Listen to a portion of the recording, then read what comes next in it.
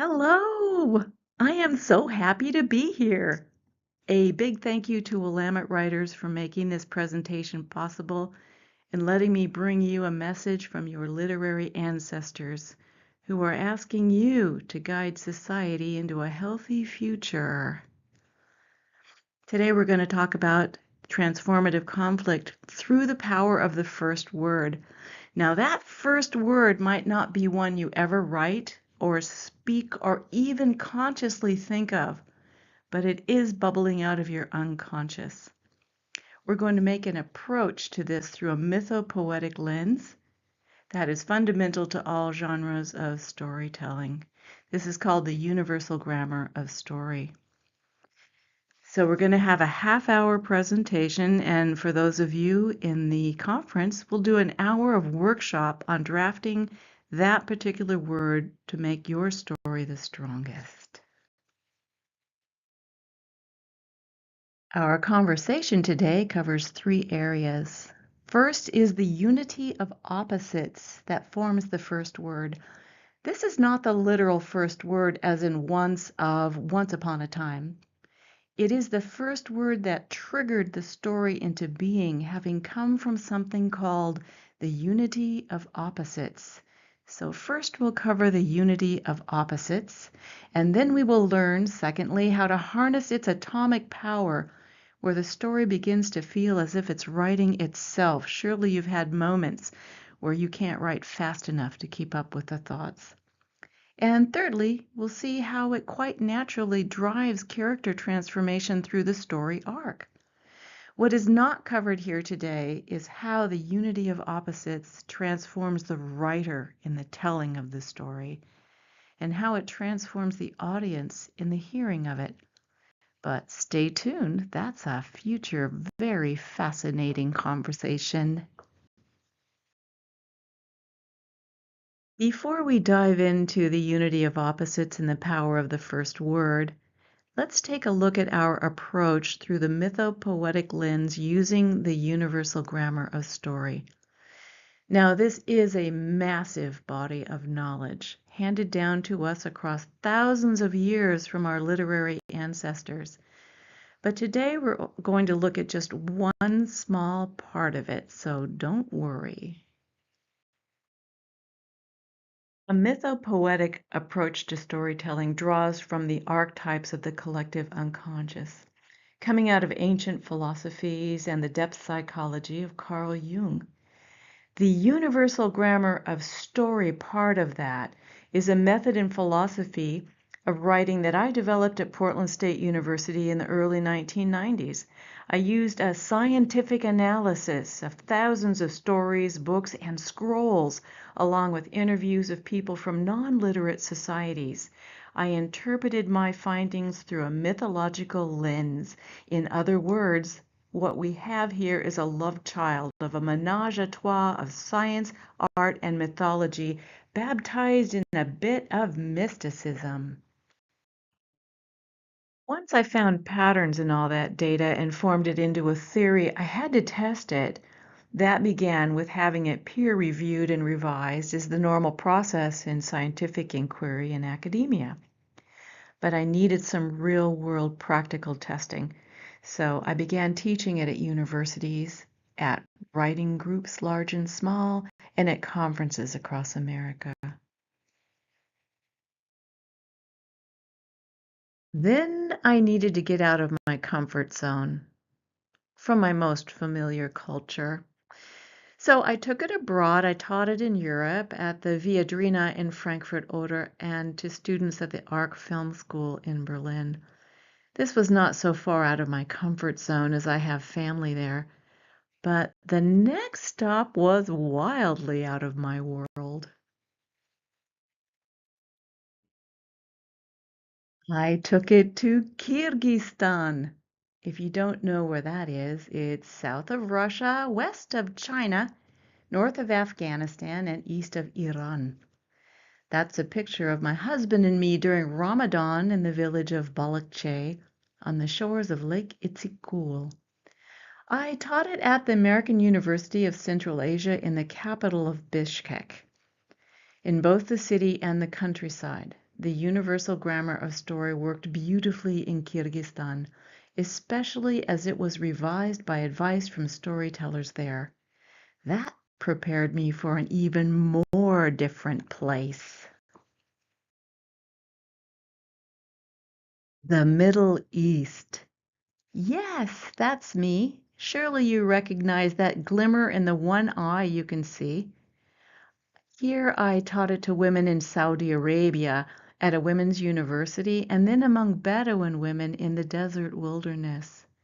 They were magnificent teachers and storytellers, and they gave me the final polish that I needed to make the universal grammar of story truly universal and finally ready for you.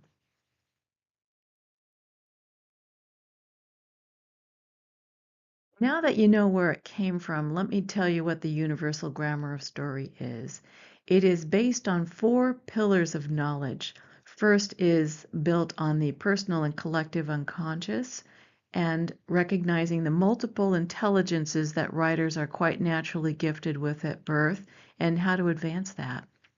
The second pillar looks at language and linguistics, tapping into the power of language to captivate and nourish the souls of those who encounter it.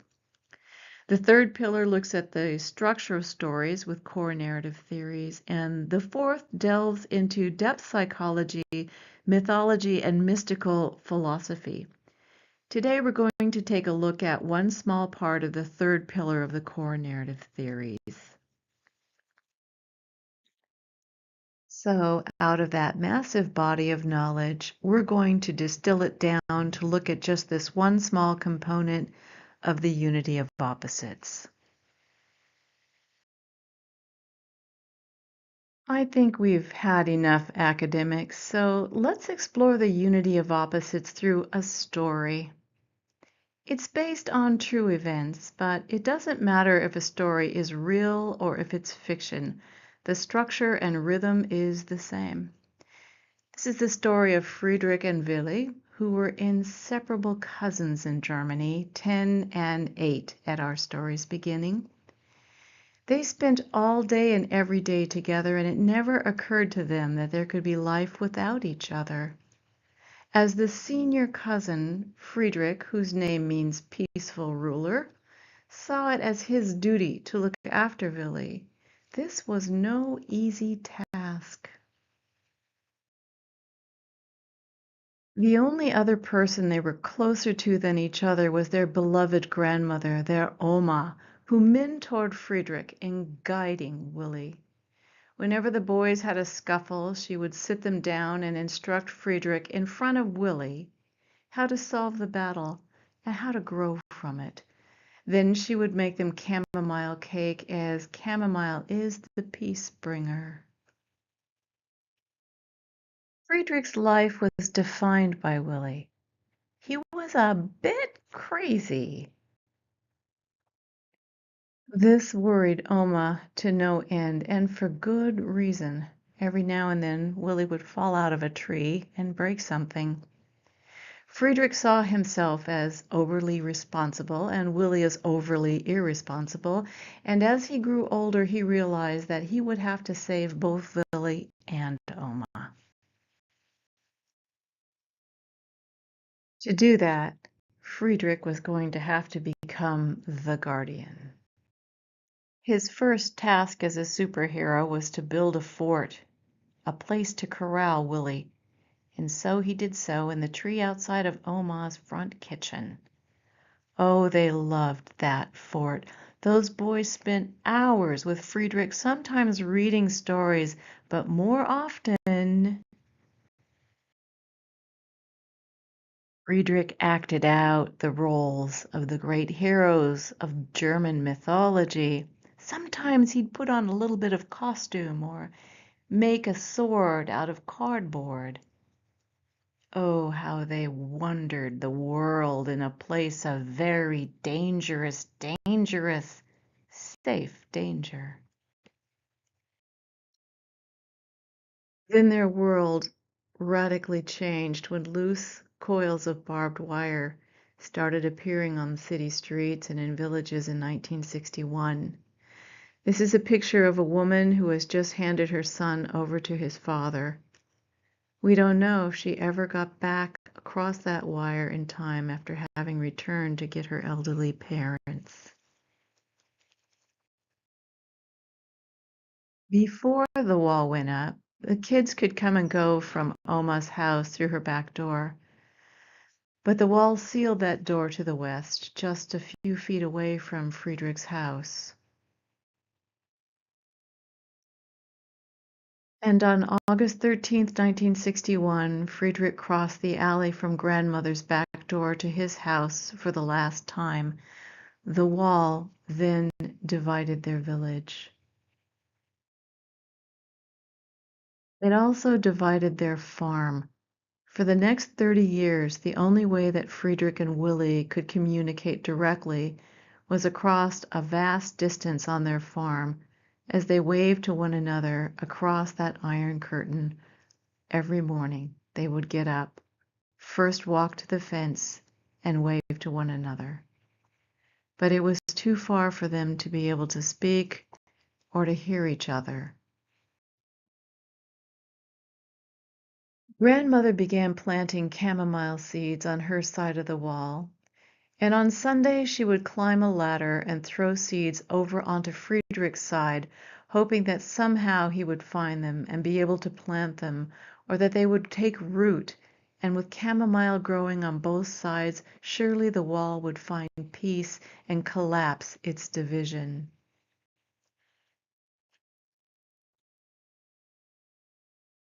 There was one other way that Friedrich and Willie managed to communicate. That was through my brother, who on very rare occasions secured special permission in his role as a lawyer to cross from the west into the east. That, what I call an ugly little dark car, would be my brother's. Of course, little sisters get to say things like that. It's quite a collector's car now. My brother carried a few treasures in that car, some sugar, some excellent coffee, a bit of chocolate, and ever and always letters of love from Friedrich to Oma and Willie.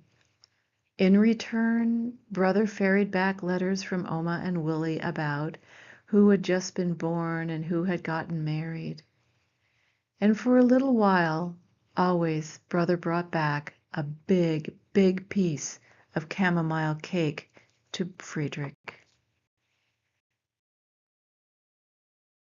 Friedrich worried incessantly that something was going to happen to Oma without him being there to get her medicine, to take her what she needed.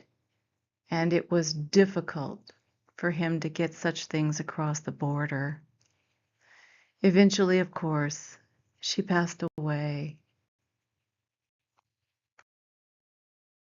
And when she did, Friedrich left the farm and went to study in the city. He became a college teacher. Willie became a master craftsman, immersing himself in the art of the old world German woodworking. But that's all they really knew of each other, so they had to do what we all do when we've lost contact with someone we love or once loved. We create a narrative in our mind. Willie imagined that Friedrich lived a bourgeois life with beautiful ladies coming to visit him and perhaps a French maid cleaning his house. And of course, he would be driving a beautiful German car, or maybe a chauffeur would be driving it for him. Friedrich imagined that Willie was living a very meager life, farming with outdated equipment, always trying to keep some kind of parts together, struggling to bring the crops in. Then, on the night of November 9th, 1989, the East German guards at the Brandenburg Gate stepped back from their duties and let the Easterners walk through the opening. At first they moved very casually, as though the whole scene was not real. Just the night before, having done that would have gotten them shot. So they just stuck their hands in their pocket and whistled easily, stepping through the opening. When Friedrich and my brother heard about the opening, they raced to the wall and scrambled to the top of it. And there they waited and waited, but no sign of Willie. In his frustration, Friedrich did what many other Germans did in that moment. He took whatever tool he could get his hands on and vented his frustration, his anger, his hurt at that wall. Before long, crowds began surging through the opening, and then the long-awaited moment arrived. After 30 years, Willie walked through the gate, and the cousins collapsed sobbing into each other's arms. They held each other for a very long time before finally letting go and looking each other in the eye. Friedrich smiled and he said, "I have my car. I can drive you around the city, and I can show you my apartment." Willie was confused that Friedrich was driving a cheap East German Trabant that could be bought for pocket change and living in a very downtrodden apartment. What Willie didn't know is that Friedrich had fallen into a terrible depression early in his adulthood.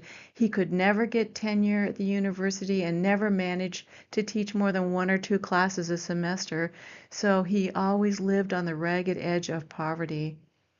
He drank heavily. Willie accepted his offer to stay a night or 2 in his apartment. He returned to the farmhouse in the east and began to build his woodcrafting company. He discovered very soon that the West Germans eagerly wanted these old world craftsmen. There had been too much building with low-cost foreign building materials, and they were interested in returning to the elegant craftsmanship of the old days. And before long, he had a company with 40 employees and had made some pretty big money. It just didn't disappoint Willie that Friedrich was struggling to make it, but it also sort of made him angry that his cousin had all this opportunity and squandered it. He was embarrassed that Friedrich was driving a cheap Trabant, an Easty car, but at least he was drowning his sorrow in excellent German beer, although there is no other kind of beer in Germany.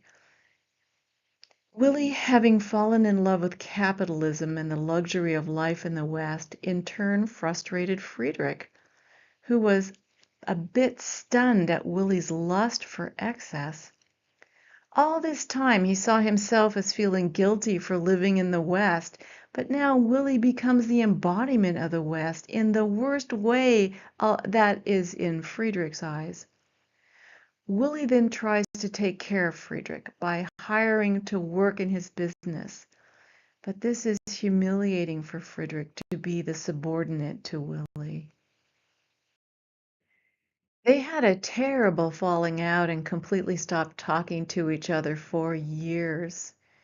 It goes to show you that if a government doesn't build a wall dividing families, well, we'll make our own. In those arguments, though, they saw the fuller picture of each other, who they really were in the moment. The narrative they had created about each other before vaporized. And that is a perfect example of the unity of opposites brought to us by Heraclitus some 2,500 years ago. Heraclitus said that it is conflict that lets us see into the truer, deeper nature of someone. He told us that everything, including ideas, exists on a continuum of opposition to itself. In stories, the anti-hero is a symbol of the opposite of the hero, the opposite which resides within the hero. Heraclitus tells us that we can't know something until we know its opposite. So, for example, black and white. We can't know black without white. If all we have is black, we see nothing. If all we have is white, we see nothing. But when they come together, form comes into being. This is a picture of the last tree on Mount Hood before the landscape gives way to desolation. The unity of opposites in a story forms with a single word. The defining adjective for Friedrich in this story is responsible. The antonym for the antagonist means that the defining adjective for Willie will be the exact opposite, irresponsible. You find the adjective of the hero, the defining adjective. You take its opposite and now you have your anti-hero. And if they are not well balanced, the story will not be well balanced. In the movie The Miracle Worker, based on the play of the same name by William Gibson, we see the story of Helen Keller. She comes into this story as wildly undisciplined, and she meets Annie, her teacher, who is exactly the opposite, completely disciplined.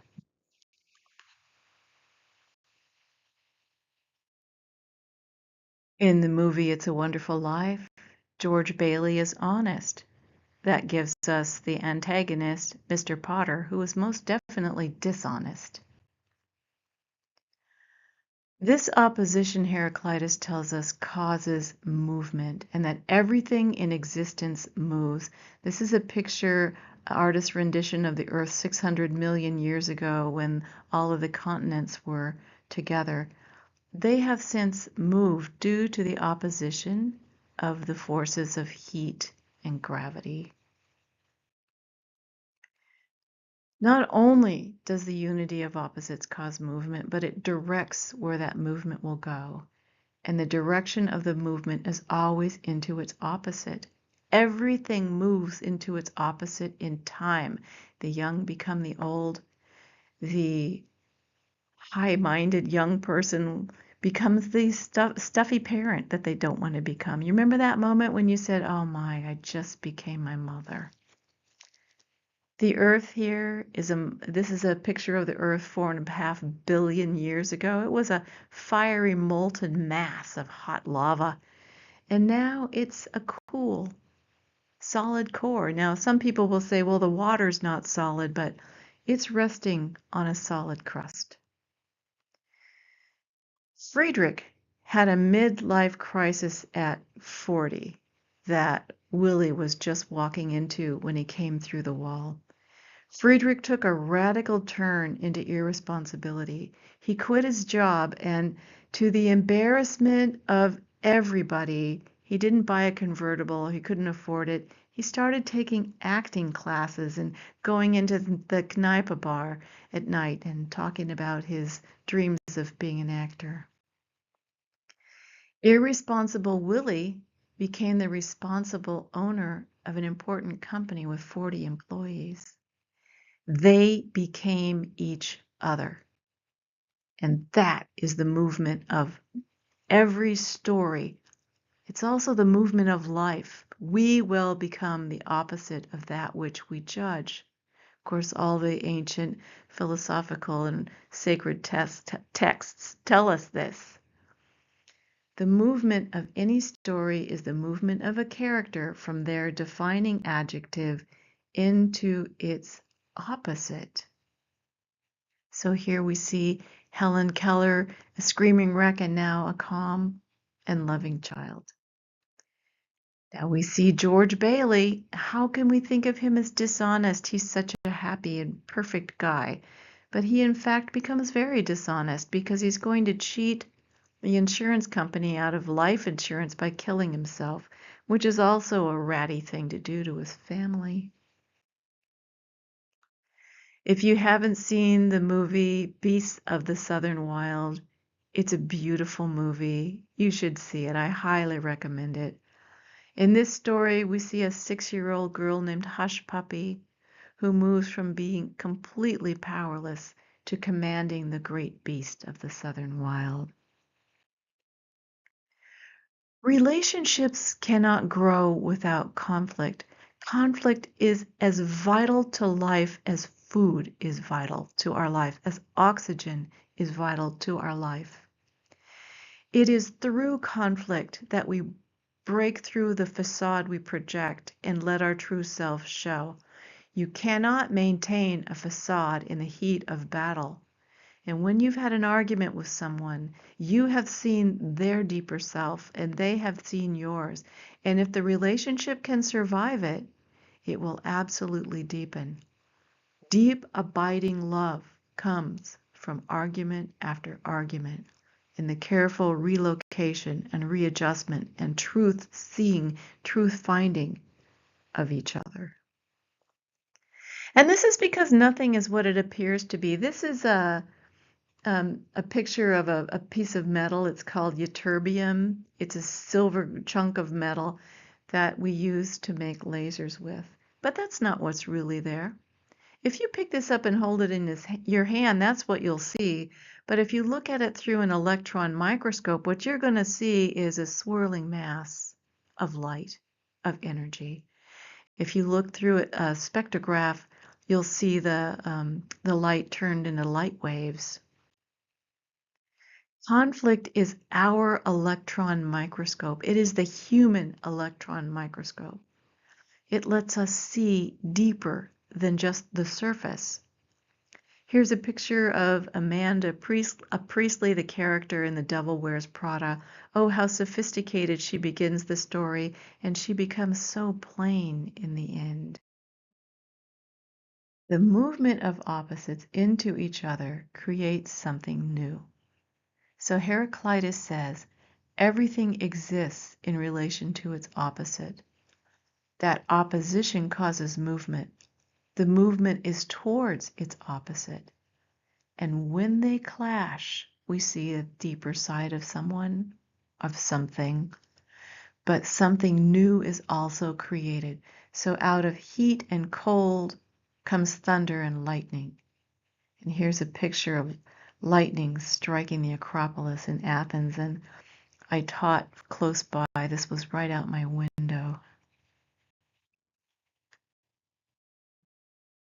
Conflict is the basis of all life. The first form of life attacked the second form of life to take its energy and create something new. Conflict is the basis of all life. We have to get past this idea of thinking we need to avoid conflict or that there's something wrong with conflict. What we need is to engage conflict in a very healthy way, and stories show us how to do that. Every living entity in our world, every form with DNA, descends from Luca, the last universal common ancestor. Here's Luca. Meet your ancestor. Luca formed about 3.5 to 4 billion years ago, and it's been a fist fight ever since. There would be no us without conflict, no love without war. It would be a very different world for us if we could understand that conflict is a normal and healthy and absolutely vital part of human life. Rather than run from it, we need to embrace it with wisdom, seeking the evolution, seeking the new form of life that lies on the other side of it. And stories teach us exactly how to do that. You will be changed as a writer when you openly move into conflict with your characters. Now, this is a completely different conversation, the one specifically on how to move into it. Right now, we're talking about the movement itself and not the mechanism of going along that path.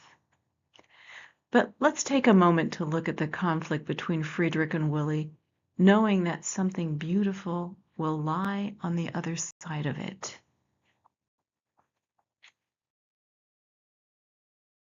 Willie's reputation with his excellent woodworking got him a contract with the State Theater in building sets for the classical German plays. And while he was there, he was talking to some theater people about his cousin, who, it was embarrassed to admit, is 40 years old, a drunk in a Kneipe bar, and dreaming about being an actor.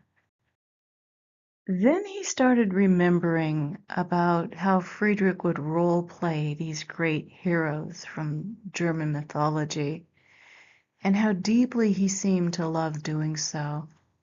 And Willie began to rethink. Maybe Friedrich was never really so much a guardian as he was an entertainer. So he asked if he might be a possibility that his cousin could get a bit part, like maybe just a walk-on role. And indeed, Friedrich got a walk-on role as a letter carrier in a play. No speaking lines, but he was on stage, and it was the greatest moment of his life. He could have died right there and been completely satisfied, even though he only got a few marks for the role. But something else happened. That one walk-on role led to another, that led to him getting one line in a play, that led to many lines, that eventually led to a leading role. And Friedrich found his life course and achieved his life dream of being an actor. And that did help repair the relationship between Friedrich and Willie. It was never like it was when they were kids, but now they had a connection that at least Willie enjoyed visiting him at the Kneipe bar for a beer with Friedrich's fans. The transcendental truth about conflict, the beauty of the unity of opposites, is finding the glory of something new through the furnace, the fire of conflict. Within every villain is a compassionate human being that seeks help, and the great weakness of many writers is their fear of embracing the villain in the villain's fullness. With compassion, every writer needs to understand what it would take for that writer to be that horrible villain, because none of us are free of being any other human being on this planet under the right circumstances. And this is the lesson that we teach the wider world through our stories. How to move through conflict and how to find that new transcendent thing on the other side, which grants a new perspective of the world, a desperately needed one in our time. Rilke said to us, perhaps everything terrifying is at bottom the helplessness that seeks our help. And that's what every story asks you to reveal. And that brings us to the workshop hour of our conference event here today. So I want to start talking with you about what's going on in the stories you are working with. And do you have an adjective in mind, or do you need some help finding the adjective that is within your mind that brought this story to begin with? So there's two handouts. One is a handout on the unity of opposites, and the other is a quick start guide for getting your story going if you're not sure how to get it rolling, or if you've written, no matter how much you've written and things seem to lag, it might help revive that. Before going on, let me tell you a little more about the Universal Grammar of Story. I've written 3 books on it. One is the Universal Grammar of Story, the main book. This is the only place where the entire theory is collected into one volume. That is being replaced by a 6-volume series, of which the first volume is just being finished. The second book is a workbook to help you apply those ideas in the main book. And the third book is a game book. And this can either be a really seriously hard mental game like 3-dimensional chess, or you can do something radically silly and just roll the dice and let your story be written for you by the fates. What usually happens is you'll have a story you're working on, maybe you've gotten stuck, and you're going to play the game to see how you can get unstuck. And the game will direct you to create a character or a sequence of events that you do not like at all, and you're going to go, no, that's not how it goes. It goes like this, and then you tell it and you're unstuck suddenly.